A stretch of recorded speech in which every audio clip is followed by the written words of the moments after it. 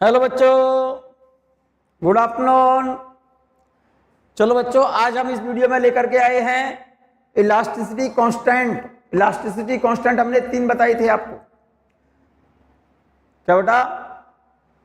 क्योंकि elasticity constant 3 इसलिए हैं क्योंकि stress and strain are of 3 types. Stress मैंने बताया था लॉन्गिट्यूडनल स्ट्रेस, दूसरा वॉल्यूम स्ट्रेस, थर्ड बताया था शियरिंग स्ट्रेस। स्ट्रेन भी बताई 4 हैं मैंने, लेकिन 3 नॉर्मली पढ़ाई जाते हैं। Longitudinal strain, volume strain, shearing strain. That's why elasticity constant are of 3 types. एक में पढ़ा चुका हूं यंग मॉडुलस, सेकंड में बात कर रहा हूं बल्क मॉडुलस, और थर्ड होता है मॉडुलस ऑफ रिजिडिटी। ठीक है ना मेरे बच्चे? मैं बात कर रहा हूं बल्क मॉडुलस की। आप इसको नोट करिए मेरे साथ साथ, तभी मजा आएगा आपको पढ़ने में। बल्क मॉडुलस को शो करते हैं बच्चों के से, कहीं कहीं के से या फिर बी से भी लिखा होता है ये bulk modulus. Within elastic limit the ratio of the normal stress, और नॉर्मल स्ट्रेस को हम वॉल्यूम स्ट्रेस भी बोलते हैं। Within elastic limit the ratio of normal stress, normal stress को हम वॉल्यूम स्ट्रेस भी कहते हैं, to the volume strain is called bulk modulus और modulus of volume elasticity. Within elastic limit the ratio of normal stress means volume stress to the volume strain is called bulk modulus और modulus of volume elasticity. In it we change the volume of the body, not shape. इसमें volume बदलता है, shape नहीं बदलती। It is possible in solid, liquid and gases. Bulk modulus जो होता है solid, liquid और गैसेस तीनों में होता है मेरे बच्चे। ठीक है ना? The lateral force is applied. यहां पर जो फोर्स अप्लाई करते हैं हम, लेटरल फोर्स। लेटरल का मतलब सरफेस के परपेंडिकुलर। लेटरल फोर्स, जैसे यही कोई वेसल मान लो आप, जैसे कोई भी वेसल है, ये क्यूबिकल वेसल है, मान जाइए आप इसको। हम इस पर किस डायरेक्शन में फोर्स लगाएंगे? इसके सरफेस के परपेंडिकुलर। सरफेस के परपेंडिकुलर का मतलब है, मैं समझाता हूं, जैसे हमने फोर्स इस तरह से लगा दिया, ठीक है ना? परपेंडिकुलर, सरफेस के परपेंडिकुलर। ठीक है ना मेरे बच्चे?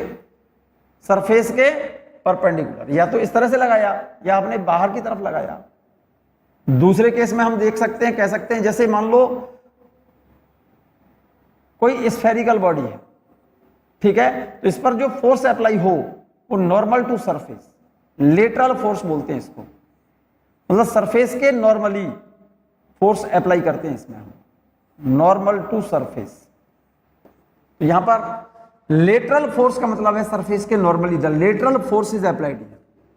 ठीक है ना? इसमें वॉल्यूम स्ट्रेस, वॉल्यूम स्ट्रेस होता है चेंज इन प्रेशर के delta P, not total pressure. इस पॉइंट को अंडरलाइन करो, नोट करो। और वॉल्यूम स्ट्रेन हम पढ़ चुके हैं पहले ही, change in volume upon original volume, change in volume upon original volume. तो बल्क मॉडुलस के लिए रिलेशन आ गया मेरे बच्चे, के बराबर स्ट्रेस अपॉन स्ट्रेन। स्ट्रेस को लिख सकता हूं मैं, वॉल्यूम स्ट्रेस को change in pressure delta P upon volume strain change in volume upon original volume, तो delta P upon delta V upon V. Delta P stress तो हो गया चेंज इन प्रेशर, स्ट्रेन हो गई change in volume upon original volume. तो इस capital V को मैं ऊपर ले गया, तो delta P, capital V means original volume upon delta V change in volume. यहां पर जो नेगेटिव साइन देख रहे हैं ये वाला, ये के बराबर minus delta P into original volume upon change in volume, और इसकी यूनिट हो गई न्यूटन पर मीटर स्क्वायर। क्योंकि वॉल्यूम, जो यूनिट इस वॉल्यूम की होगी वही यूनिट चेंज इन वॉल्यूम की होगी, तो वॉल्यूम की यूनिट से वॉल्यूम की यूनिट तो कैंसिल। ये चेंज इन प्रेशर है और प्रेशर की यूनिट होती है न्यूटन पर मीटर स्क्वायर, इसलिए बल्क मॉडुलस की यूनिट हो गई न्यूटन पर मीटर स्क्वायर। यहां पर माइनस साइन क्या बता रहा है? नेगेटिव साइन का मतलब होता है कि अगर प्रेशर बढ़ाओगे तो वॉल्यूम घटेगा। Here negative sign shows that as pressure increase, volume decrease and vice versa. Pressure को बढ़ाओगे तो वॉल्यूम घटेगा, और अगर प्रेशर को घटाओगे तो वॉल्यूम बढ़ेगा। ये नेगेटिव साइन ये बता रहा है, यहां पर लिख दिया मैंने बच्चे। Here the negative sign shows that as the pressure increase volume decrease and vice versa. Pressure को बढ़ाओगे तो वॉल्यूम घटेगा और प्रेशर को घटाओगे तो वॉल्यूम बढ़ेगा, ठीक है ना। Compressibility is reciprocal of bulk modulus. Compressibility is equal to the reciprocal of bulk modulus. किसी भी सब्सटेंस की कंप्रेसिबिलिटी, ठीक है ना, कंप्रेसिबिलिटी का मतलब तो समझते हैं, रेसिप्रोकल ऑफ बल्क मॉडुलस। किसी सब्सटेंस का जितना बल्क मॉडुलस ज्यादा होगा कंप्रेसिबिलिटी उतनी ही कम होगी, ठीक है ना। सॉलिड और लिक्विड के लिए बल्क मॉडुलस मेरे बच्चे ज्यादा होता है तो उसकी कंप्रेसिबिलिटी कम होगी। भाई सॉलिड और लिक्विड को कंप्रेस नहीं कर सकते आप। कोई आयरन बॉल लो और उसको हम कंप्रेस करें तो हम उसको कंप्रेस कर तो सकते हैं लेकिन एब्सोल्युटली नेग्लिजिबल। सॉलिड और लिक्विड को हम कंप्रेस नहीं कर सकते, उसमें कंप्रेस प्रेशर अगर बढ़ेंगे तो वॉल्यूम में चेंज तो आएगा लेकिन एब्सोल्युटली नेग्लिजिबल। क्यों? क्योंकि सॉलिड और लिक्विड के लिए बल्क मॉडुलस ज्यादा होगा और जिसके लिए के ज्यादा होगा उसके लिए कंप्रेसिबिलिटी कम होगी। फॉर गैसेस, गैसेस के लिए कंप्रेसिबिलिटी ज्यादा होगी। For gases C is too much. C का मतलब compressibility of gases is too much because for gases K is very low. क्योंकि गैस के लिए बल्क मॉडुलस कम होता है इसलिए गैसों को हम ज्यादा कंप्रेस कर सकते हैं, जबकि सॉलिड और लिक्विड के लिए के ज्यादा होता है उसकी कंप्रेसिबिलिटी क्या होगी? Very low. Clear? Important point note कर लीजिए आप, इसको स्पेशली नोट कर लो। फिर से मैं बोल रहा हूं आपको बच्चों ये बात, स्पेशली इस लाइन को नोट करो, बहुत बेहतरीन पॉइंट लिखा है, आप इसको नोट कर लें। इसका एक्सप्लेनेशन जो पॉइंट नंबर सेकंड लिखा है, सेकंड पॉइंट के मैंने दो पार्ट लिखे हैं, ए और बी। इसका एक्सप्लेनेशन मैं हीट में बताऊंगा, अभी यहां पर नोट कर लें। नोट लिखिए पहला वाला, liquids and gases have only volume elasticity. Liquid और गैसों में केवल वॉल्यूम इलास्टिसिटी होती है बच्चों। यंग मॉडुलस और रिजिडिटी लिक्विड और गैसों में नहीं होती। केवल लिक्विड और गैसों में केवल कौन सी इलास्टिसिटी होती है बेटा? वॉल्यूम इलास्टिसिटी होती है, बल्क मॉडुलस होता है। Second point, gases have two types of elasticity.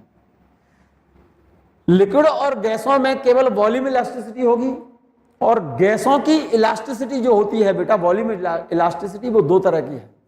Gases have two type of elasticity. एक तो होती है आइसोथर्मल इलास्टिसिटी गैस की। आइसोथर्मल इलास्टिसिटी को हमने डिनोट किया है ई टी से या ई थीटा से लिखता है बच्चों।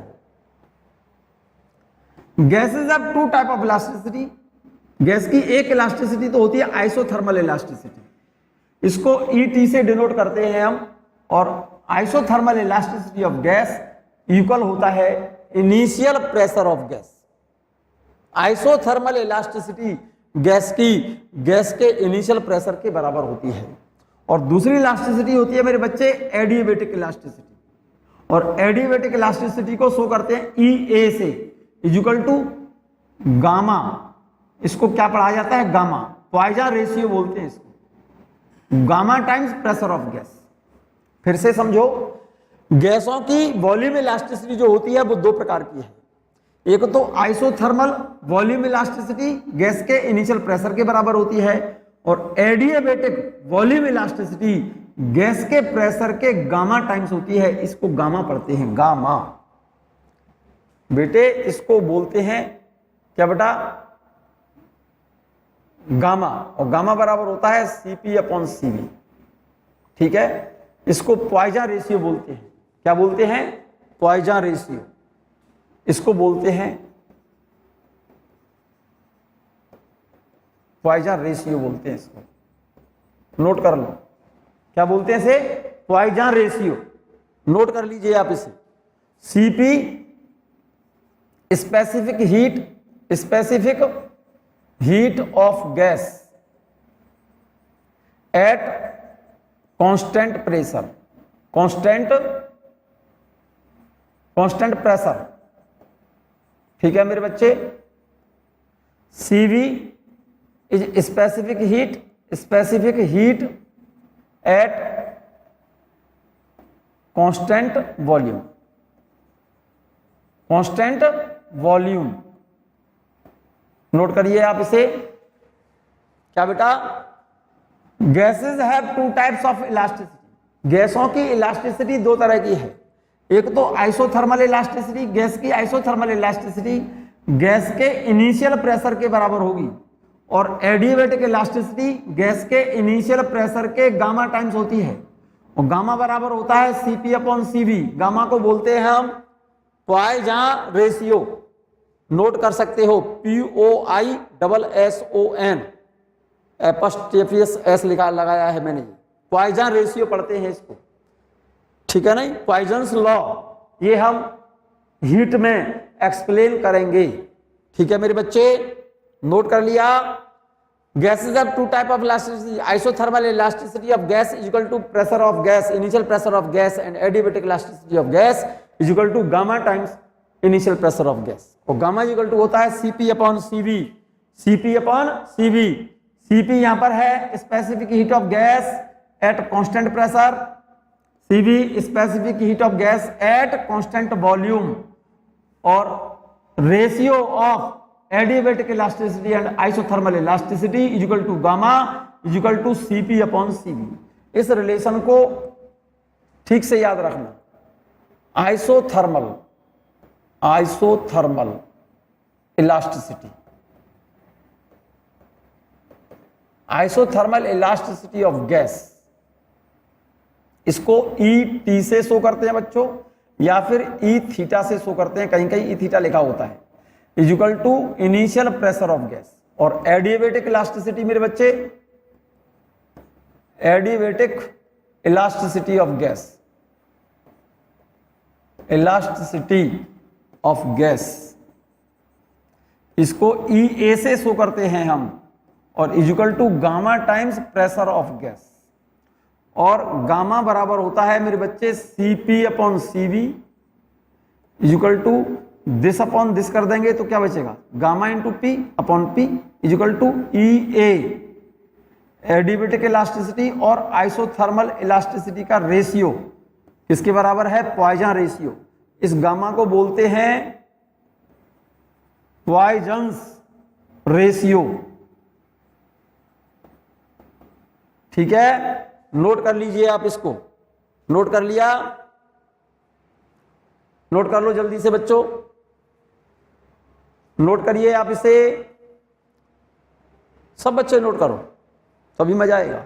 यस, मैं बात कर रहा हूं मेरे बच्चे, छोटे छोटे से कुछ एग्जांपल्स बता रहा हूं, बहुत सिंपल सिंपल से। क्वेश्चन को नोट करते जाएंगे तो आपको समझ आएगा क्वेश्चन, अदरवाइज नहीं आएगा। आप कॉपी पर नोट करिए, मैं फिर से बोल रहा हूं, कॉम्पिटिटिव एग्जाम के क्वेश्चंस हैं सारे ये, आप इनको कॉपी पर नोट करो आप इसे। A material has normal density rho, किसी मटेरियल की नॉर्मल डेंसिटी का मतलब एक जनरल जो कहते हैं ना, डेंसिटी ऑफ मटेरियल इज रो, ठीक है ना, and the bulk modulus is के। इफ मटेरियल इज कंप्रेस्ड, अगर किसी मटेरियल की सामान्य डेंसिटी रो है और उसका बल्क मॉडुलस के है, अगर हम ये कह रहा है if material is compressed from all sides then what is the increase in density. कोई भी मटेरियल है, मान लो कोई मटेरियल है, इसकी डेंसिटी रो है और इसके मटेरियल का बल्क मॉडुलस के है, अब ये कह रहा है ऑल साइड्स हम इसको क्या करें, कंप्रेस कर दें इसे, इस तरह से हम कंप्रेस कर दें इसे, ऑल साइड्स इक्वली कंप्रेस करें हम। तो ये पूछा है उसने क्वेश्चन में, इसकी डेंसिटी में कितना चेंज आएगा, इंक्रीज इन डेंसिटी पूछा है। जैसे कोई भी मटेरियल है ये वाला, इसकी नॉर्मल डेंसिटी कितनी है, रो, और बल्क मॉडुलस के, अगर हम इसको ऑल पॉसिबल डायरेक्शन इक्वली हम कंप्रेस करें तो इसकी डेंसिटी में कितना इंक्रीजमेंट होगा, इसकी डेंसिटी कितनी बढ़ जाएगी, ये पता करना है भाई। नॉर्मली बात है, किसी भी मटेरियल को अगर हम इसको कंप्रेस करेंगे तो इसका मास तो चेंज होना नहीं।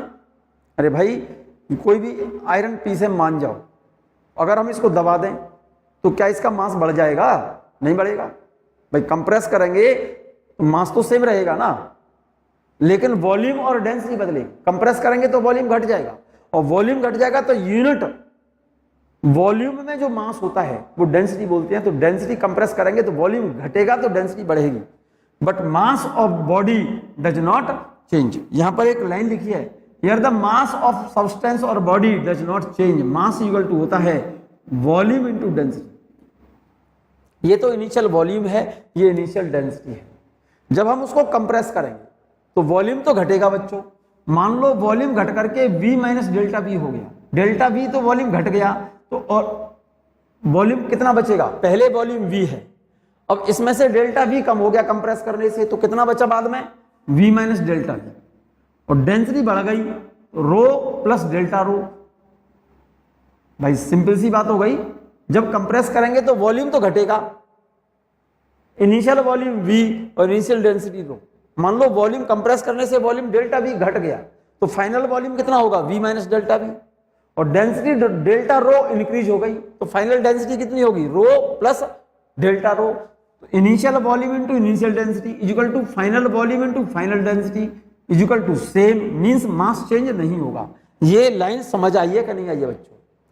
भाई मास इक्वल टू होता है initial volume into initial density is equal to final volume into final density, क्योंकि कंप्रेस करने से वॉल्यूम घट गया तो डेंसिटी बढ़ गई, लेकिन दोनों का प्रोडक्ट इनिशियल वॉल्यूम और इनिशियल डेंसिटी का प्रोडक्ट बराबर होगा final volume into final density का प्रोडक्ट, सेम होगा। ये बात 100% क्लियर है, बिल्कुल क्लियर होनी चाहिए बच्चों, फिर से समझ लो। क्योंकि कंप्रेस करने पर किसी बॉडी को अगर हम कंप्रेस करेंगे तो उसके मास में कोई चेंज नहीं होना, जब कंप्रेस करेंगे तो वॉल्यूम तो घटेगा और डेंसिटी बढ़ेगी, सिंपल सी बात है। But mass of body does not change, और मास इक्वल टू होता है वॉल्यूम इनटू डेंसिटी। तो यहां पर लिखा है मैंने initial volume into initial density, compress किया वॉल्यूम डेल्टा V घट गया, तो फाइनल वॉल्यूम कितना बचा V माइनस डेल्टा V, और डेल्टा रो डेंसिटी बढ़ गई तो फाइनल डेंसिटी कितनी हो गई मेरे बच्चे रो प्लस डेल्टा रो, और दोनों का प्रोडक्ट वॉल्यूम और डेंसिटी का प्रोडक्ट पहले और वॉल्यूम और डेंसिटी का प्रोडक्ट बाद में क्या रहना चाहिए, सेम, मींस मास सेम रहेगा। तो देखो मैंने मल्टीप्लाई कर दिया V इंटू रो, तो ये रहा, इन दोनों ब्रैकेट को मल्टीप्लाई करो, इस V का मल्टीप्लाई इस रो से करो तो V इंटू रो ये रहा, इस V का मल्टीप्लाई इस डेल्टा रो से करो तो V डेल्टा रो, इस डेल्टा V का मल्टीप्लाई इस रो से करो तो minus delta rho delta V into rho, और इस डेल्टा V का मल्टीप्लाई डेल्टा रो से करेंगे तो ये माइनस और ये प्लस, तो ये minus delta V into delta rho. यहां तक क्लियर है बच्चों? चेक कर लो आराम से। तो देखो इस वाले टर्म से ये टर्म कैंसिल हो गया, कैंसिल हो गया, और यहां पर ये क्या चीज है, चेंज इन वॉल्यूम और ये चेंज इन डेंसिटी। सॉलिड्स को कंप्रेस करने पर वॉल्यूम में चेंज तो आएगा लेकिन absolutely negligible, means change in volume बहुत कम है तो चेंज इन डेंसिटी भी बहुत कम होगी, सिंपल सी बात है। जब कम वैल्यू का मल्टीप्लाई कम से करोगे तो और भी कम आएगी ना वैल्यू। चेंज इन वॉल्यूम मैंने मान लिया किसी सॉलिड को कंप्रेस किया और चेंज इन वॉल्यूम मान लो उसका 0.002 है, यूनिट है, मान जाओ, और इंक्रीज इन डेंसिटी जब चेंज इन वॉल्यूम कम है तो चेंज इन डेंसिटी भी वैल्यू कम होगी, 0.00 मान लो 1 है, तो delta V into delta rho करेंगे अगर हम तो क्या करेंगे, इन दोनों का मल्टीप्लाई करोगे 0.002 इंटू 0.001 तो वैल्यू कितनी आएगी 0.00000, कितने हो गए, एक और जीरो लगाए ना, इतनी वैल्यू आएगी। ये तो वैल्यू बहुत कम हो गई, और भी कम हो गई क्योंकि डेसिमल के बाद डिजिट बढ़ गई ना, तो ये वैल्यू तो और भी कम हो गई। इसका मतलब कम वैल्यू का मल्टीप्लाई बहुत कम से करोगे तो वैल्यू कैसी आएगी, एब्सोल्युटली नेग्लिजिबल। तो इसीलिए इस वैल्यू को नेग्लिजिबल वैल्यू मान करके, बहुत छोटी वैल्यू मान करके क्या कर सकते हैं हम, इसको नेग्लेक्ट, ठीक है ना। इस वैल्यू से ये वैल्यू तो कैंसिल, और इस वैल्यू को क्या कर दिया आपने, नेग्लेक्टेड, क्योंकि वैल्यू बहुत कम है, ये वैल्यू नेग्लेक्ट कर दी और ये वैल्यू कैंसिल हो गई। अब कौन सा टर्म बचा आपके पास, ये और ये, जरा गौर से देखना, ये वाला टर्म और ये वाला टर्म, ठीक है ना। तो एक काम कर लो, इस वाले टर्म को तो यहीं रहने दो, ये रहा, और इस वाले टर्म को इक्वल से इधर ले आई तो इधर आ गया। यहां तक तो क्लियर है। आपको पूछा क्या है, what is the increase in density, delta rho की वैल्यू निकालनी है आपको, तो डेल्टा रो इस वाले टर्म को तो यहीं रखो, तो ये वाला टर्म तो ये रहा, ठीक है ना, equal to delta V upon V, delta V upon V और इंटू रो। यहां तक क्लियर है? यहां तक तो क्लियर है। Delta V upon V into rho, एक फॉर्मूला पढ़ा था के बराबर minus delta P upon delta V into V. ठीक है ना? इसको मैं डेल्टा वी अपॉन वी की वैल्यू रिप्लेस करना चाहता हूं। मैं देखो डेल्टा वी अपॉन वी की वैल्यू रिप्लेस करना चाहता हूं। मैं इसको ऐसे लिख सकता हूं, क्या देखना, minus delta P upon delta V upon V. ऐसा मत करना ये वी से वी काट कैंसिल कर दो कहीं। ये चेंज इन वॉल्यूम है, ये ओरिजिनल वॉल्यूम है। इस वाले टर्म को यहां ले लो और के को नीचे ले लो।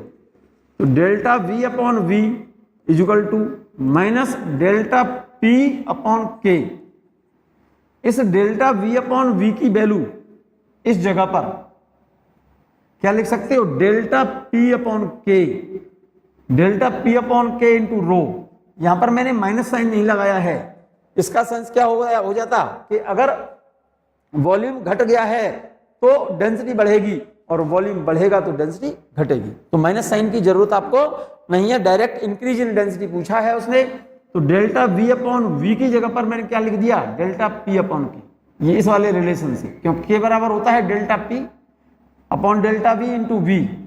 तो delta V upon V, delta V upon V को नीचे ले आया, के को नीचे ले गया, डेल्टा पी अपॉन के।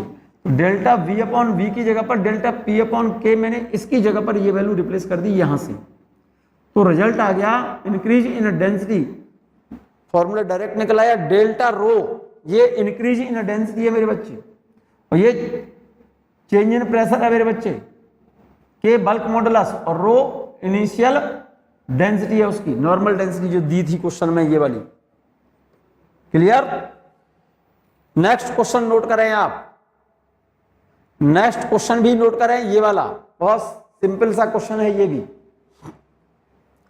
A substance is heated and compressed such that volume does not change.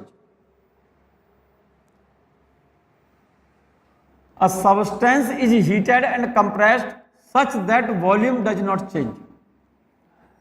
What is the increase in temperature? Question ये कह रहा है मेरे बच्चे, a substance is heated and compressed such that volume does not change. ये कह रहा है कोई सब्सटेंस है, उसको हमने हीट किया और फिर उसको कंप्रेस कर दिया, लेकिन उसके वॉल्यूम में कोई चेंज नहीं आया, वॉल्यूम चेंज नहीं हुआ। तो उस केस में ये पूछा है उसने, उसके टेम्परेचर में चेंज कितना है। भाई सिंपल सी बात है कि जब किसी सब्सटेंस को हीट करेंगे आप तो वो एक्सपेंड होगा। तो जितना हीट करने पर जितना एक्सपेंड हो, कंप्रेस करने पर उतना ही क्या हो जाए, वो कॉन्ट्रैक्ट हो जाए। तो change in volume due to heating जितना हो उतना ही, कंप्रेस करने से उतना ही वॉल्यूम क्या हो जाए, डिक्रीज हो जाए। कोई भी सब्सटेंस मान लो, ये वाला सब्सटेंस, इसको हम अगर हीट करेंगे तो एक्सपेंड होगा। तो हीट करने पर जितना वॉल्यूम बढ़े, हम इसको इतना कंप्रेस करें कि हीट करने पर जितना वॉल्यूम बढ़ा है ना, कंप्रेस करने पर उतना ही वॉल्यूम इसका क्या हो जाए, डिक्रीज, घट जाए। तो चेंज इन वॉल्यूम क्या होगा, सेम रहेगा, चेंज इन वॉल्यूम जीरो होगा। वॉल्यूम डज नॉट चेंज का मतलब चेंज इन वॉल्यूम जीरो होना चाहिए, मतलब हीट करने पर जितना वॉल्यूम बढ़ जाए, कंप्रेस करने पर उतना ही वॉल्यूम घटना चाहिए। तो उस केस में इंक्रीज इन टेम्परेचर पूछा है क्वेश्चन में। तो सोचो अपने दिमाग से, increase in volume due to heating is equal to V into cubical expansion into delta theta. यहां पर ये जो गामा है ना, ये क्यूबिकल एक्सपेंशन है बच्चों। मैं बात कर रहा हूं एक्सपेंशन ऑफ सॉलिड्स,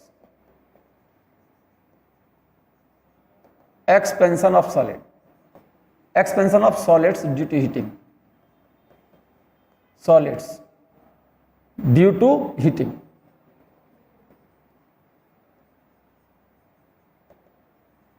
हीट करने पर सॉलिड एक्सपेंड होते हैं, और एक्सपेंशन सॉलिड्स का जो एक्सपेंशन होता है, expansion of solids are three types. एक तो लीनियर एक्सपेंशन होता है, लीनियर एक्सपेंशन,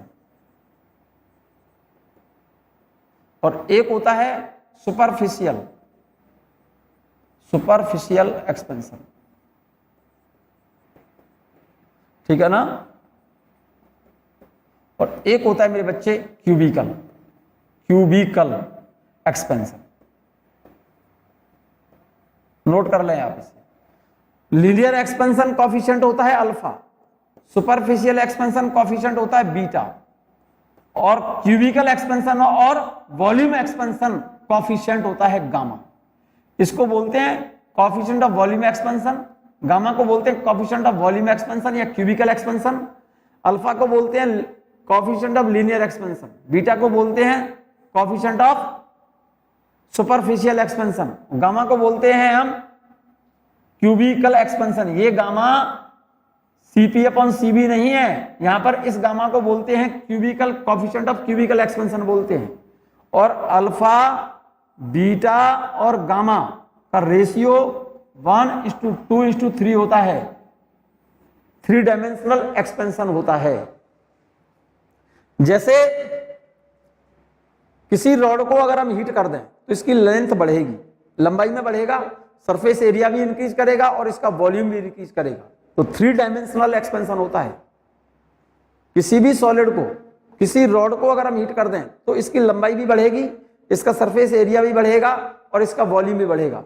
इसीलिए सॉलिड के 3 एक्सपेंशन होते हैं। एक तो लेंथ में जो एक्सपेंशन होता है उसे बोलते हैं लीनियर एक्सपेंशन, एरिया में जो एक्सपेंशन होता है उसे बोलते हैं मेरे बच्चे सुपरफिशियल एक्सपेंशन, और वॉल्यूम में जो एक्सपेंशन होता है उसको बोलते हैं क्यूबिकल एक्सपेंशन। इसी वजह से coefficient of expansion due to heating 3 होते हैं। एक तो कोएफिशिएंट ऑफ लीनियर एक्सपेंशन, एक होता है कोएफिशिएंट ऑफ सुपरफिशियल एक्सपेंशन, और एक होता है coefficient of cubical expansion. Linear expansion को हमने अल्फा से शो किया है, कोएफिशिएंट ऑफ सुपरफिशियल एक्सपेंशन को बीटा से शो किया है, और कोएफिशिएंट ऑफ क्यूबिकल एक्सपेंशन को गामा से शो किया है। अल्फा, बीटा और गामा का रेशियो 1:2:3 होता है। मतलब गामा इक्वल टू होता है 3 अल्फा और बीटा इक्वल टू होता है 2 अल्फा। ये बात नोट कर ले बच्चों, इस टॉपिक को, इस लाइन को नोट कर लो। नोट कर लिया? नोट करें आप मेरे साथ साथ इसे, तभी समझ आएगा आपको ये आगे। नोट कर लिया मेरे बच्चे? ये नोट कर लिया लाइन?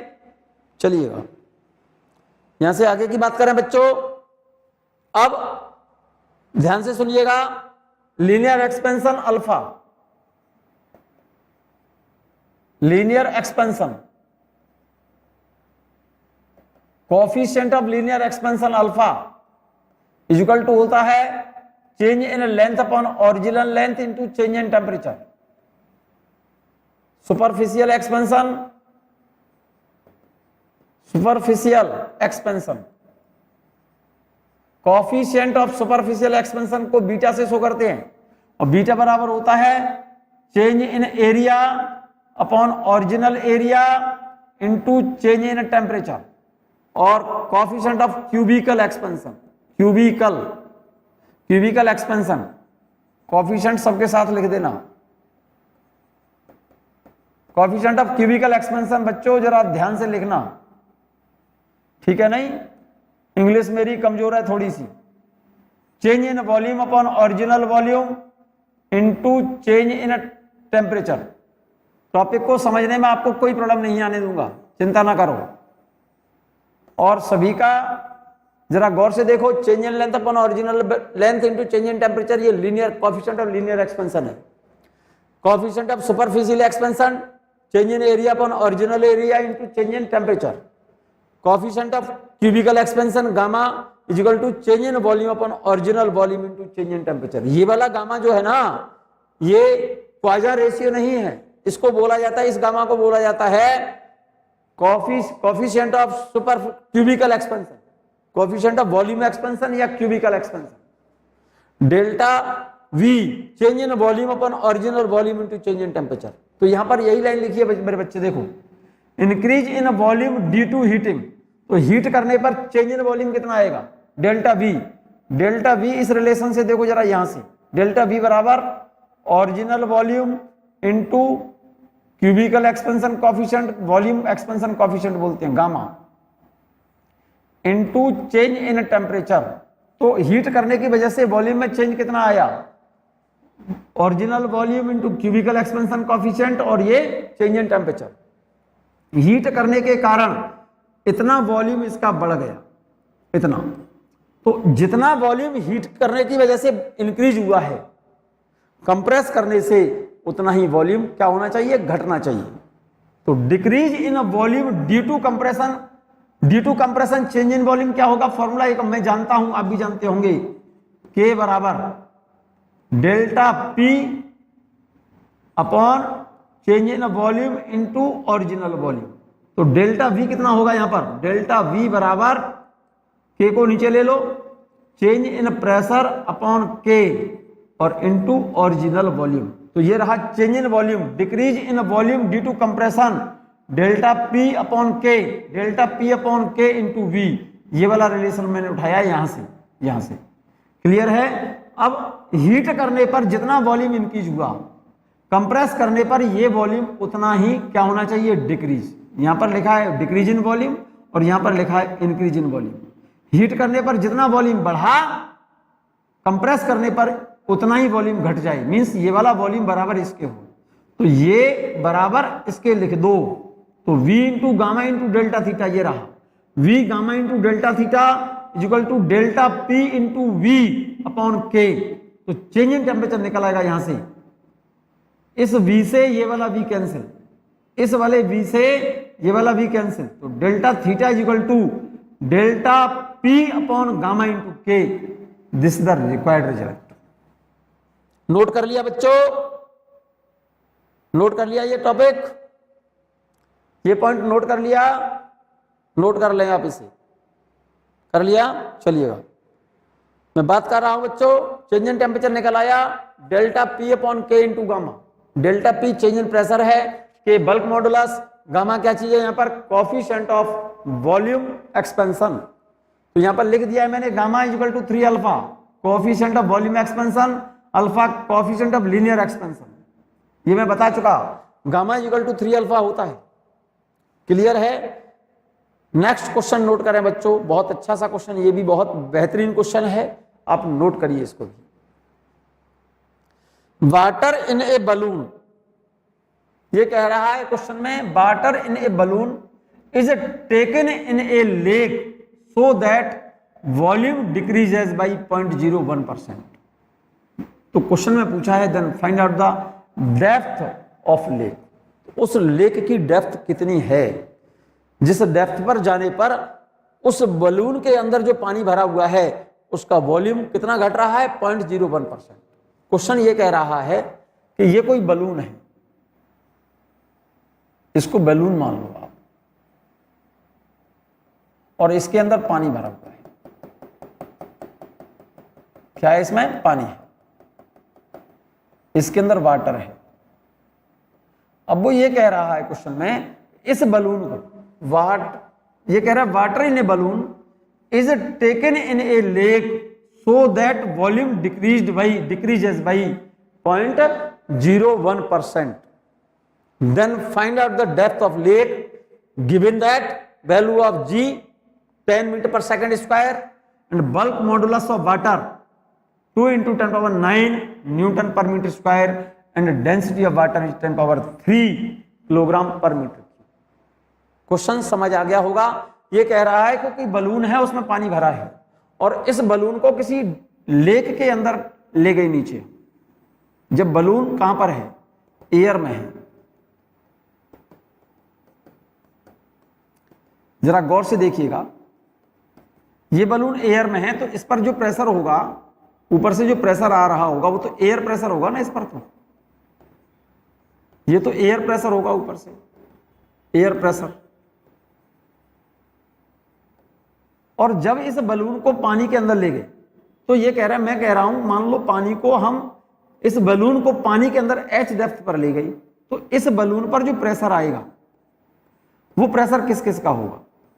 इस बलून पर जो प्रेशर आएगा वो मेरे ख्याल से एयर का भी होगा इस पर, और इस वाटर कॉलम का भी प्रेशर होगा। तो ये जो प्रेशर है वो किसका है, air pressure plus water column का प्रेशर। एयर प्रेशर, ठीक है ना, air pressure plus pressure of water column.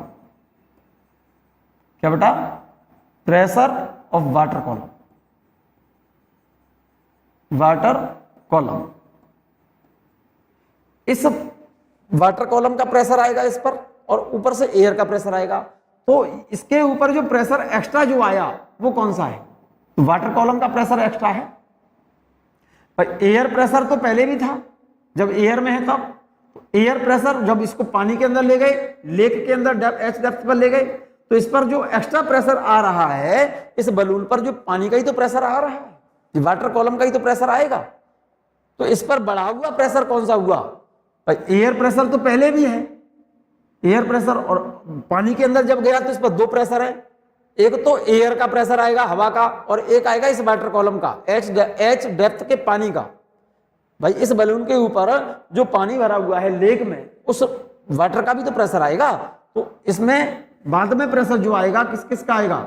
Air pressure plus pressure of water column. तो चेंज इन प्रेशर कितना हुआ यहां पर? तो change in pressure, change in pressure, change in pressure delta P जो आएगा वो प्रेशर ऑफ इस वाटर कॉलम का प्रेशर के बराबर आएगा।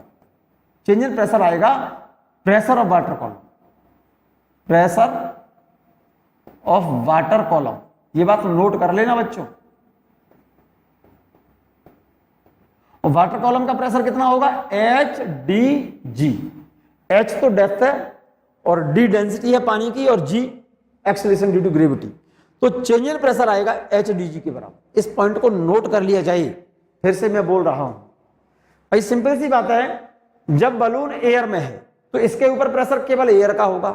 जब इस बलून को पानी के अंदर ले जाएंगे तो इस बलून के ऊपर एक तो वाटर कॉलम का प्रेशर आएगा और एक आएगा एयर का। तो इस पर जो प्रेशर है, टोटल प्रेशर कितना है? Air pressure plus pressure of water column. तो इस पर एक्स्ट्रा प्रेशर किसका आ गया? वाटर कॉलम का एक्स्ट्रा प्रेशर आया। तो चेंज इन प्रेशर किसके बराबर लेंगे यहां पर हम? चेंज इन प्रेशर का मतलब बाद का प्रेशर माइनस पहले का प्रेशर। बाद का प्रेशर, बाद में प्रेशर कितना है? Air pressure plus water column का प्रेशर, और पहले कितना था? Air pressure. तो चेंज इन प्रेशर किसके बराबर हो गया? Pressure of water column. और वाटर कॉलम का प्रेशर होगा H D G, water column का प्रेशर होगा एच डी जी। एच तो डेप्थ है लेक की, और डेंसिटी डी डेंसिटी है वाटर की, और G acceleration due to gravity. Note कर लिया? क्लियर है? तो डेप्थ कैसे निकालेंगे अब लेक की? देखो जरा गौर से, फॉर्मूला लगा रहा हूं डायरेक्ट। क्वेश्चन में गिवन एक बात क्या है कि चेंज इन वॉल्यूम, क्वेश्चन में गिवन है कितना? 0.01%। चेंज इन वॉल्यूम कितनी है? 0.01% का मतलब हो गया delta V upon V into 100। भाई वॉल्यूम में चेंज, फ्रैक्शनल चेंज दिया है ना परसेंटेज में, delta V upon V into 100, इसकी वैल्यू दे रखी है क्वेश्चन में कितनी? 0.01%, 0.01। ये क्वेश्चन में गिवन है, ये रही परसेंटेज में। परसेंटेज को कैसे लिखते हैं हम? Delta V upon V into 100। अरे परसेंटेज एरर वाला चैप्टर पढ़ाया था, उसमें परसेंटेज एरर को ऐसे तो लिखा जाता है, ये लिखा है वॉल्यूम डिक्रीजेस बाई 0.01%। तो डिक्रीज इन वॉल्यूम 0.01% दिया है, तो इसका मतलब ये वैल्यू क्या गिवन है? Delta V upon V into 100 equal to 0.01। Question में ये गिवन है। तो यहां पर डेल्टा वी अपॉन वी कितना हो जाएगा? डेल्टा वी अपॉन वी, इस 100 को नीचे ले लो, 0.01/100 इक्वल टू कितना हो जाएगा? ये भाई डेसिमल को हटा दो, इस डेसिमल को हटा के 2 जीरो और बढ़ा देंगे नीचे, तो 1/10,000 डेल्टा वी अपॉन वी। ठीक है नहीं? फॉर्मूला होता है के बराबर change in pressure upon change in volume into original volume. और चेंज इन प्रेशर को लिख सकता हूं मैं एच डी जी, ध्यान आ गया, into volume upon original volume. ठीक है? हमको क्या पूछा है? एच पूछा है, डेप्थ पूछी है उसकी।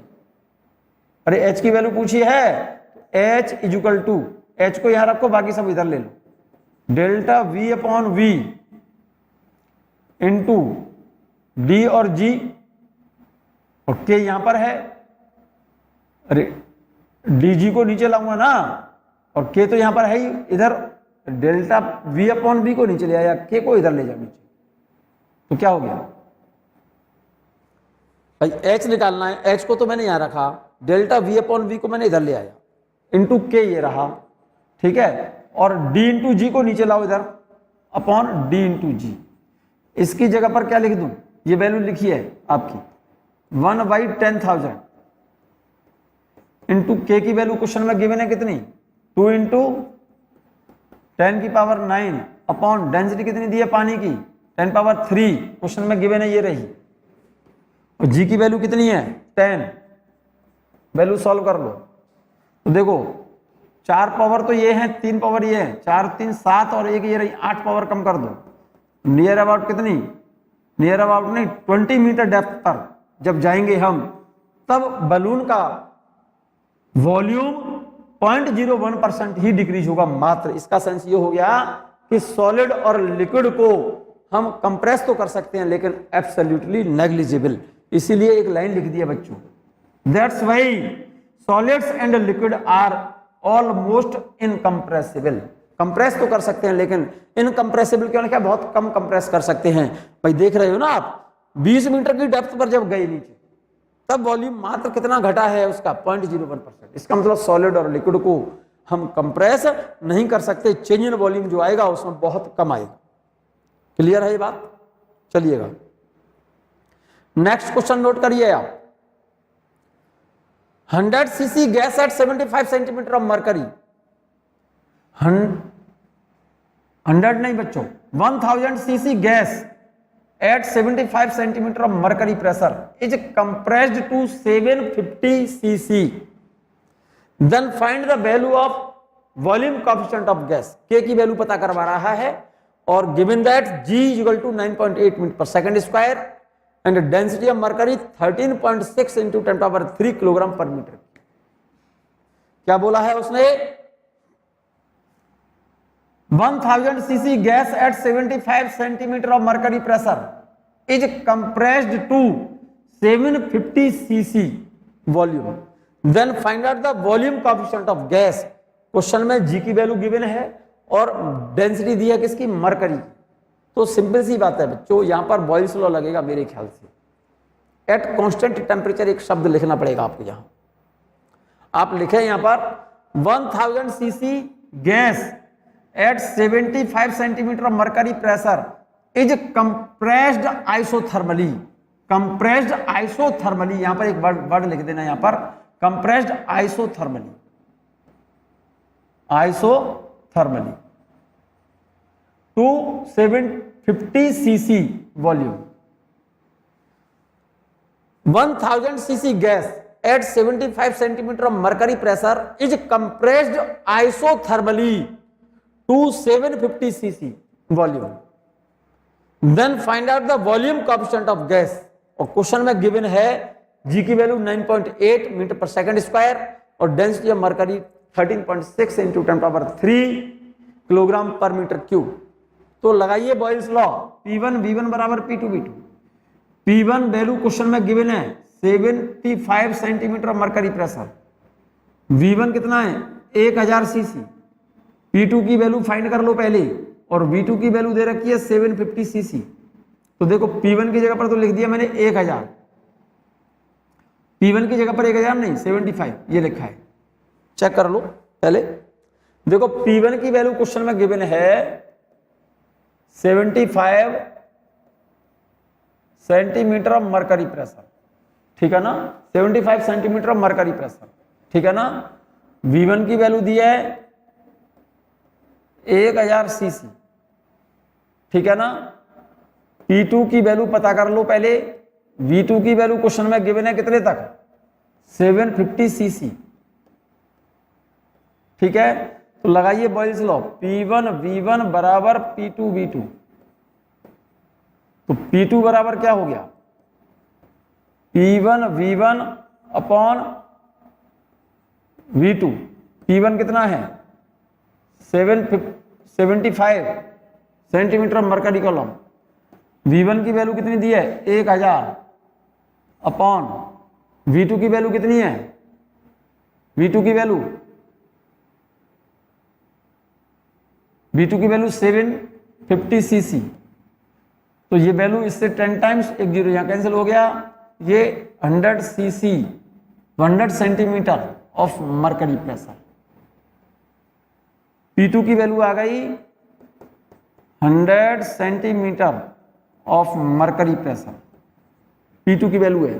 P1 कितना था पहले बच्चे 75 सेंटीमीटर मरकरी प्रेशर और P2 की वैल्यू 100 सेंटीमीटर मरकरी प्रेशर। ठीक है ना? ठीक है मेरे बच्चे। तो पूछा क्या क्वेश्चन में, बल्क मॉडुलस पूछा है। तो बल्क मॉडुलस के लिए फॉर्मूला क्या होता है? बल्क मॉडुलस के लिए रिलेशन में यहां लिख रहा हूं बच्चों, ये देखो यहां K बराबर होता है change in pressure upon stress upon strain लिखते हैं हम, change in volume upon original volume. Original volume को ऊपर ले जाना, तो डायरेक्ट लिखो चेंज इन प्रेशर कितना है, डेल्टा पी। डेल्टा पी बराबर हो गया P2 माइनस P1। P2 कितना है 100 सीसी और P1 कितना है 75।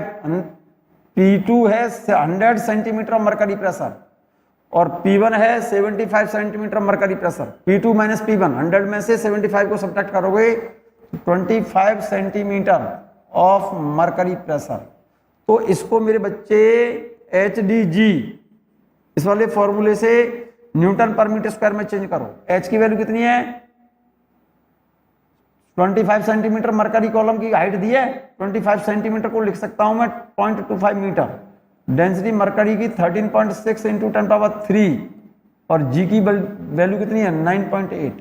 इन सबको मल्टीप्लाई कर देंगे आप तो ये वैल्यू आ गई 33.32 into 10 power 3 Newton per metre square. इन सब का मल्टीप्लाई करो, इसका इन सब का मल्टीप्लाई करोगे तो ये वैल्यू आएगी। ये बात मैंने देखो यहां लिखी है, ये रही। ठीक है, चेंज इन प्रेशर निकल आया, चेंज इन प्रेशर निकल आया। चेंज इन वॉल्यूम निकाल सकता हूं मैं, change in volume upon original volume, इसको बोलते हैं स्ट्रेन। चेंज इन वॉल्यूम कितना हुआ, इनिशियल वॉल्यूम कितना था 1000 सीसी, फाइनल काउंट कितना है 750 सीसी। तो 750 और 1000 तो डेल्टा भी तो आ गया 250 अपॉन इनिशियल वॉल्यूम कितना है 1000, तो ये वैल्यू आ गई 1/4। तो ये तो हो गया स्ट्रेस और ये हो गई स्ट्रेन। के की वैल्यू आ जाएगी स्ट्रेस अपॉन स्ट्रेन। स्ट्रेस की वैल्यू डेल्टा पी की वैल्यू कितनी निकली है, डेल्टा पी की वैल्यू निकली है 33.32 into 10 power 3 upon delta V upon B की वैल्यू निकली है 1/4। ये वाली वैल्यू डेल्टा पी और डेल्टा वी अपॉन वी की वैल्यू हटा करके इस फॉर्मूले में डाल दो, रिजल्ट आ जाएगा डायरेक्ट। देखो गौर से, यहां पर हमने क्या किया है, बॉयल्स लॉ लगाया, P1 V1 बराबर P2 V2, तो रिजल्ट आपका P2 आ गया। वॉल्यूम स्ट्रेस बराबर क्या होता है, volume stress equal to change in pressure के होता है P2 माइनस P1। P2 ये रहा और P1 की वैल्यू कितनी दी थी 75। P1 की वैल्यू 75 दे रखी है, देखो ये रही, ये प्रेशर है। 100 minus 75 25 centimetre mercury column pressure आ गया। Delta P equal to HDG, H की वैल्यू कितनी है 0.25 और डेंसिटी मरकरी की कितनी होती है 13.6 इंटू 10 पावर 3 और G की वैल्यू 9.8। मल्टीप्लाई कर दो आप, रिजल्ट आएगा ये 33.32 into 10 power 3 Newton per metre square. Clear है? स्ट्रेन, वॉल्यूम स्ट्रेन बराबर होता है change in volume upon original volume. Change in volume upon original volume. Change in volume, पहले वॉल्यूम कितना था 1000, बाद में वॉल्यूम कितना कर दिया 750, तो 1000 माइनस 750 अपॉन इनिशियल वॉल्यूम कितना है 1000, रिजल्ट आ जाएगा आपका ये 1/4। तो के की वैल्यू, के का फॉर्मूला क्या है स्ट्रेस अपॉन स्ट्रेन, और स्ट्रेस आपने ये निकाल रखा है, ये रहा। अरे वॉल्यूम स्ट्रेस यही तो होता है, volume stress change in pressure के बराबर है, वो निकाल रखा है। तो स्ट्रेस 33.32 इंटू 10 पावर 3 और वॉल्यूम स्ट्रेन कितना हो गया 1/4, 4 को ले जाओ ऊपर, रिजल्ट आएगा ये। क्लियर है मेरे बच्चे बात? हाँ बच्चों, नेक्स्ट क्वेश्चन देखें जरा, इसको जरा नोट कर लें आप, बहुत अच्छा सा क्वेश्चन है बच्चों। ए solid sphere of radius capital R made of material of bulk modulus K is surrounded by a liquid in a cylindrical container. A massless piston of area A floats on the surface of the liquid.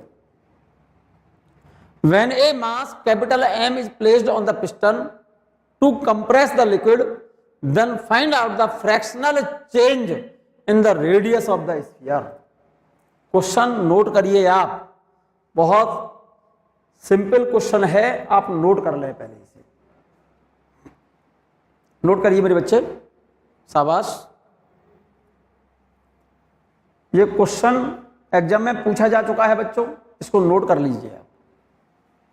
Solid sphere of radius capital R made of material of bulk modulus K is surrounded by a liquid in एक cylindrical container. ये कह रहा है कोई cylindrical container है ये, और ये कोई सॉलिड स्फीयर इसके अंदर सराउंडेड है लिक्विड के अंदर, ये लिक्विड के अंदर, और इसकी रेडियस बता रहा है, इनिशियल रेडियस इसकी आर बता रहा है। ये वाली रेडियस कितनी है? इनिशियली आर है, और इसके ऊपर एक पिस्टन, मासलेस पिस्टन फ्लोट कर रहा है। ये कोई पिस्टन मान लो आप, ये वाला, जिसका एरिया क्रॉस सेक्शन ए बोल रहा है। ये कह रहा है massless piston of area A floats on the surface of liquid. ये कोई पिस्टन बता रहा है जिसका मासलेस पिस्टन बोल रहा है, जिसका एरिया कितना बता रहा है ए, और इस लिक्विड के ऊपर फ्लोट कर रहा है। ठीक है ना? When a capital mass capital M is placed on the piston to compress the liquid, इसके ऊपर कोई कैपिटल एम मास का कोई ब्लॉक रखा है, ये वाला, इसका मास कैपिटल एम बता रहा है, इसका मास कैपिटल एम बता रहा है मेरे बच्चे, कैपिटल एम। मान जाएंगे? जो इसको कंप्रेस करने के लिए, लिक्विड को कंप्रेस करने के लिए इसके ऊपर रखा गया है। ठीक है ना? तो क्वेश्चन में ये पूछ रहा है then find out the fractional change in the radius of the sphere. इस स्फीयर की रेडियस में फ्रैक्शनल चेंज कितना आएगा? फ्रैक्शनल चेंज का मतलब होता है change in radius upon original radius. ये पूछा है क्वेश्चन में, fractional change in the radius of the sphere. Fractional change का मतलब चेंज अपॉन ओरिजिनल वैल्यू, मतलब change in radius upon original radius का रेशियो क्वेश्चन में फाइंड करना है आपको। तो सोचो अपने दिमाग से, जब इस पिस्टन पर कोई वेट रखेंगे हम इसके ऊपर, तो इस पर स्ट्रेस कितना एक्ट होगा? स्ट्रेस इक्वल टू होता है फोर्स अपॉन एरिया। तो फोर्स कितना होगा इसका? M G upon area A. ठीक है? और वेट जैसे ही सस्पेंडेड कराएंगे, इस पर प्रेशर अप्लाई करेंगे, जैसे ही तुरंत ये क्या होगा? ये स्फीयर कंप्रेस होगा। कंप्रेस, पहले की रेडियस जो है ना इसकी, ये वाली, ये तो कैपिटल आर है, ये वाली रेडियस तो, और बाद की जो रेडियस है ना ये वाली, ये वाली रेडियस तो मैंने मान लिया कैपिटल आर, और ये वाली रेडियस है मान लो R minus delta R. Delta R क्या होगी? रेडियस डिक्रीज हुई है, पहले की रेडियस तो कैपिटल आर है, बाद की रेडियस हो गई है आर माइनस डेल्टा आर, इसका मतलब फाइनल रेडियस ये है। तो इनिशियल वॉल्यूम कितना होगा इसका? V1 इनिशियल वॉल्यूम होगा 4/3 pi R cube. Final volume कितना होगा? V2 4/3 pi into final radius R minus delta R का क्यूब। तो चेंज इन वॉल्यूम कितना होगा मेरे बच्चे? चेंज इन वॉल्यूम होगा initial volume V1 minus final volume V1 minus V2, ये चेंज इन वॉल्यूम हुआ। तो चेंज इन वॉल्यूम कैसे निकालेंगे? 4/3 पाई आर क्यूब माइनस ये वाला वॉल्यूम सब्ट्रैक्ट करो इसमें से, 4/3 pi are minus delta R का क्यूब। ये चेंज इन वॉल्यूम निकल आएगा इससे। तो जरा गौर से देखो, चेंज इन वॉल्यूम कितना हुआ? 4/3 पाई कॉमन ले लूं यहां से आर क्यूब माइनस इसमें से आर माइनस डेल्टा आर का होल क्यूब। क्लियर? यहां से मैं अगर आर क्यू कॉमन लूं, 4/3 पाई आर क्यू यहां से कॉमन ले लूं, तो यहां से क्या बचेगा? 1 माइनस यहां से बचेगा आर क्यू, यहां से कॉमन लूंगा मैं, तो यहां से बचेगा 1 minus delta R upon R का क्यूब, और ये क्यूब है। क्लियर है? तो ये चेंज इन वॉल्यूम है बच्चों। ओरिजिनल वॉल्यूम कौन सा है? ये वाला है। चेंज इन वॉल्यूम कौन सा है? ये वाला है। और स्ट्रेस ये रहा, स्ट्रेस ये रहा। बल्क मॉडुलस का फॉर्मूला क्या होता है? के बराबर होता है स्ट्रेस अपॉन स्ट्रेन स्ट्रेस की जगह पर तो mg अपॉन a लिख देंगे, स्ट्रेन की जगह पर change in volume upon original volume ये है, ठीक है ना। इस बात को ध्यान रखना, मैं रिपीट कर रहा हूं इस बात को। यहां पर देखो जरा, ये रहा K के लिए फॉर्मूला होता है delta P into V upon delta V, ठीक है ना। K बराबर चेंज इन प्रेशर की जगह पर क्या लिखूंगा मैं, फोर्स पर यूनिट एरिया, तो फोर्स की जगह पर तो लेंगे वेट जो रखा है उसका weight mg upon area, piston का क्वेश्चन में गिवन है, into original volume 4/3 pi R Q.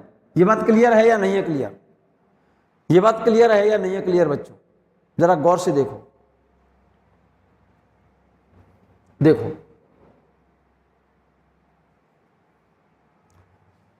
Original volume 4/3 pi R cube, ठीक है ना।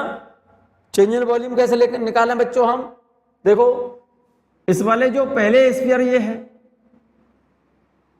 इसकी रेडियस, इस स्फीयर की रेडियस कैपिटल आर मान लो, पहले इसकी रेडियस कैपिटल आर मान लो, और बाद में स्फीयर जैसे ही कंप्रेस करेगा और ये वेट जैसे ही इस लिक्विड को दबाएगा तुरंत ये स्फीयर भी कंप्रेस होगा। कंप्रेस होगा तो बाद की रेडियस, स्फीयर तो छोटा हो गया ना, इसकी रेडियस बाद की कितनी है, r माइनस डेल्टा।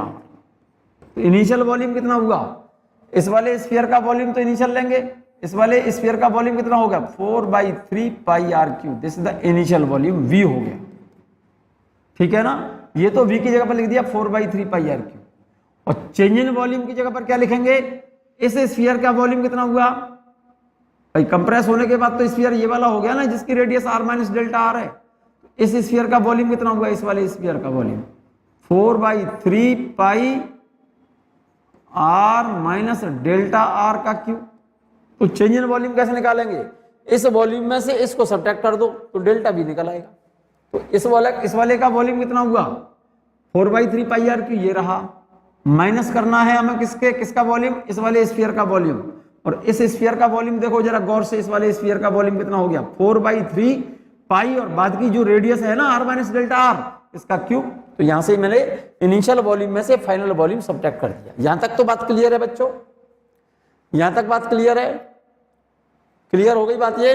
देखो इसको मैंने डायरेक्ट सी पर यहां पर नोट कर दिया है, K बराबर mg upon a into 4/3 pi R cube upon 4/3 pi R cube minus 4/3 pi r minus delta R का क्यू।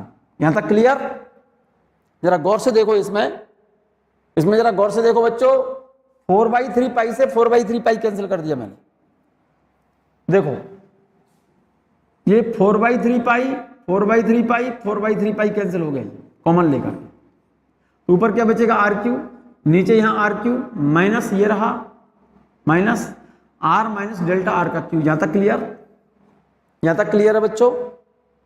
चलिएगा मैं यहां से आगे की बात कर रहा हूं, देखो ये वैल्यू तो एज इट इज मैंने नोट कर दी, ये रही आर क्यू, ये रहा ये वाला आर क्यू माइनस इस ब्रैकेट के अंदर से r मैं यहां ला रहा हूं बाहर, इसमें से r जब बाहर लाऊंगा तो q इसके ऊपर लगा हुआ है, तो आर क्यू बाहर आएगा ना यहां से। तो यहां से इस r को अगर मैं बाहर लिखना चाहूं, कॉमन लेना चाहूं, तो यहां से तो r कॉमन आएगा, लेकिन इसके ऊपर q लगा हुआ है तो आर क्यू, तो यहां से बचेगा 1 minus delta r upon r इसका होल क्यू। यहां तक क्लियर। अब जरा गौर से देखिएगा, ये वैल्यू, ये वाला term as it is note कर दिया, ये आर क्यू ऐसे ही है, इसमें से और इसमें से आर क्यू मैंने बाहर कॉमन ले लिया, तो यहां से क्या बचेगा 1 माइनस ये आर क्यू मैंने यहां ले लिया, ये क्या बचा 1 minus delta R upon R का क्यूब था ना, तो 1 माइनस इस पावर को मैंने नीचे उतार दिया, यहां पर इस वाली पावर को मैंने नीचे यहां पर मल्टीप्लाई कर दिया, यहां पर 3 delta R upon R from binomial theorem. ये किससे ले लिया मैंने, इस पावर का मल्टीप्लाई यहां कर दिया है मैंने, तो यहां पर लिख सकते हैं आप फ्रॉम बाइनोमियल थ्योरम, यहां से लिख दें फ्रॉम बाइनोमियल थ्योरम, नोट कर देंगे, वेरी गुड। तो देखो इस आर क्यू से अब ये आर क्यू कैंसिल हो गया, क्लियर हो गई बात, ये यहां तक क्लियर है। चलिएगा तो यहां की बात करें, देखो इस आर क्यू से ये आर क्यू कैंसिल हो जाएगा, mg अपॉन a तो ये रहा, यहां पर बचेगा 1 अपॉन 1 माइनस इस माइनस को अंदर ले जाओ, -1 प्लस इस माइनस को जैसे अंदर ले जाओगे तो ये तो -1 और ये माइनस माइनस प्लस हो गया, 3 delta R upon R. Clear? इस 1 से ये 1 कैंसिल। तो अब क्या बचा देखो जरा, mg अपॉन ए ये रहा into 1/3 delta R upon R, 1/3 delta R upon R. यहां तक ठीक है? k बराबर mg upon A into 1/3 delta R upon R. Delta R upon R को देखो ले लो यहां पर और k को ले लो नीचे, तो रिजल्ट आ जाएगा delta R upon R equal to mg upon 3 k नीचे आ गया यहां पर 3ka। This is the required result. यहां तक कोई प्रॉब्लम तो नहीं बच्चों? नोट कर लीजिए आप इस क्वेश्चन को, बहुत सिंपल है, कहीं कोई प्रॉब्लम नहीं होनी चाहिए। ठीक है ना? 1-2 बार इस वीडियो को सुनेंगे आपको समझ आ जाएगी। क्लियर है ये बात?